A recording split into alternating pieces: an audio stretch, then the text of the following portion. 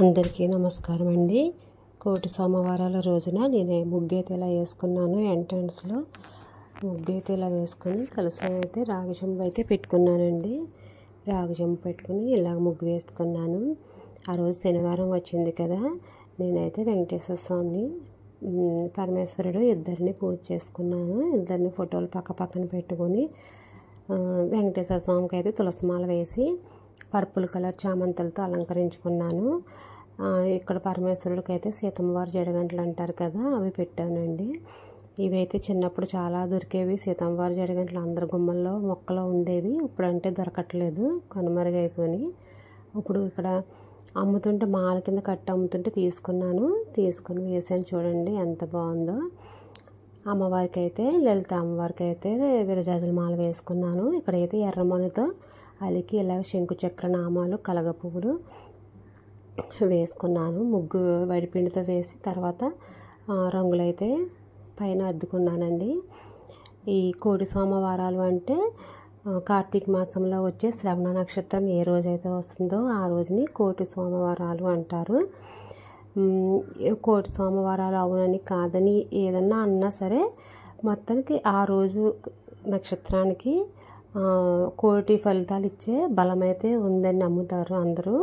కార్తీక మాసంలో వచ్చే శ్రవణ నక్షత్రం రోజున ఏ పని చేసినా కోటి రెట్లు ఫలితం అయితే వస్తుంది కంపల్సరీ అని అంటారు. ఆ రోజున మనము ఒక పూజ చేసినా, ఒక దానం చేసినా, ఏదైనా మంచి పని చేసినా, వస్త్రదానం చేసినా, ఏది చేసినా సరే మనకి కోటి రెట్లు ఫలితం అయితే వస్తుందండి. ఆ రోజు దీపదానం చేసినా, ఉసిరికాయ దీపం దానం చేసినా, ఏదైనా సరే కోటి రెట్లు ఫలితం అయితే వస్తుంది.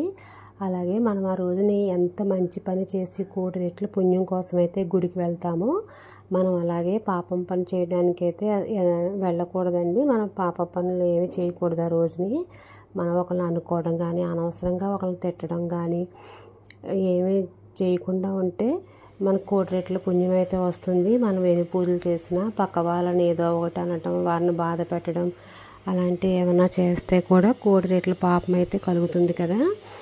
అందుకైతే పుణ్యం ఎంత అలా వస్తుందో పాపం కూడా అలాగే వస్తుంది. కాబట్టి ఆ ఒక్కరోజు మనల్ని ఎవరు బాధ పెట్టినా, ఎవరు ఏమన్నా సరే మనం కొద్దిగా మనల్ని కాదు అనుకుని ప్రశాంతంగా ఉండడానికే ట్రై చేయాలండి. ఏ మంచి కోసం ఎంత అయితే మనం ప్రయత్నం చేస్తామో చెడు కూడా అంతే తొందరగా మన దగ్గరికి వస్తుంది. అందుకే ఆ రోజు మనం చాలా జాగ్రత్తగా ఉంటే మనకి కోటి రెట్ల పుణ్యం అయితే కలుగుతుంది. ఒకళ్ళ మనసు బాధ పెట్టకుండా ఉంటే చాలు, అదే కోటి రెట్ల ఫలితాన్ని అయితే ఇస్తుంది. మనం ఒకళ్ళు బాధ పెట్టి మనం ఎన్ని పూజలు చేసినా కూడా అది మనకైతే ఫలితం రాదండి. నేనైతే ఇలాగా అలంకరించుకున్నాను. పసుపు కలర్ పువ్వులతోటి ఇలా అలంకరించుకున్నాను. దీపారాజన అయితే ఇలా చేసుకున్నాను. ఇవి వైట్ కలర్ నందివర్ధన వైట్ కలర్ శంఖం పువ్వులు 2 పూసినాయి. నేనైతే దేవుడి దగ్గర పెట్టుకున్నాను. ఇవి నేను పెంచే మొక్కలకు పూసిన పువ్వులండి. నేను ఎన్ని డబ్బులు పెట్టుకున్నా సరే నాకు ఆ పువ్వులు పూసినాయి కదా, నాకు సంతోషం. ఈరోజు భగవంతుడి కోసం పూసినాయి అని కంపల్సరీ అవైతే నేను దేవుడి దగ్గర పెట్టుకుంటాను.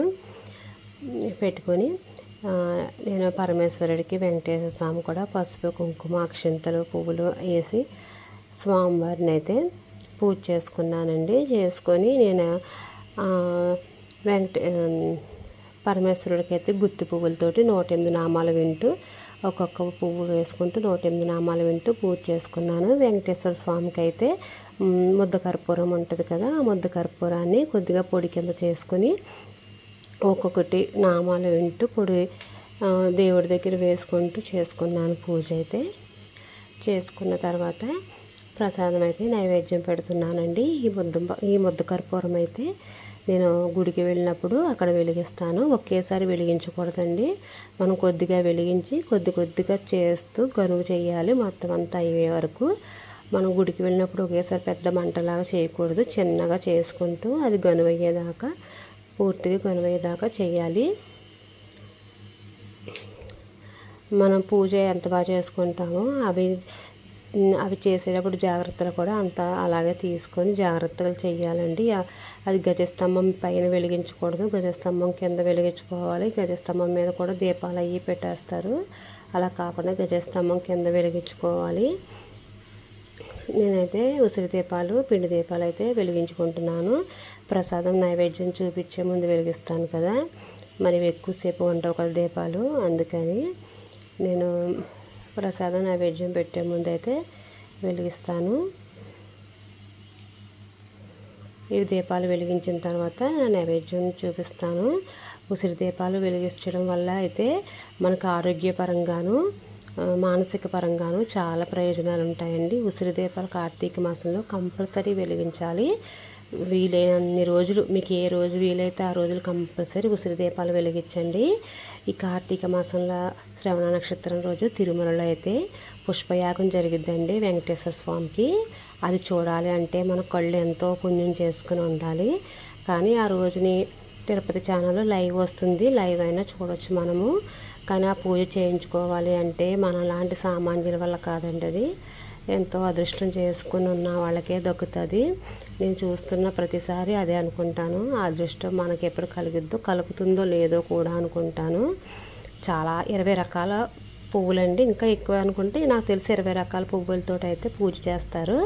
20 రకాల పువ్వులు స్వామికి వేస్తారు బుట్టలతోటి, చాలా బాగుంటుందండి. మనం మనసు పూర్తిగా మట్టి పువ్వులతో పూజ చేసిన వాళ్ళని కూడా వెంకటేశ్వర స్వామి స్వీకరించాడు.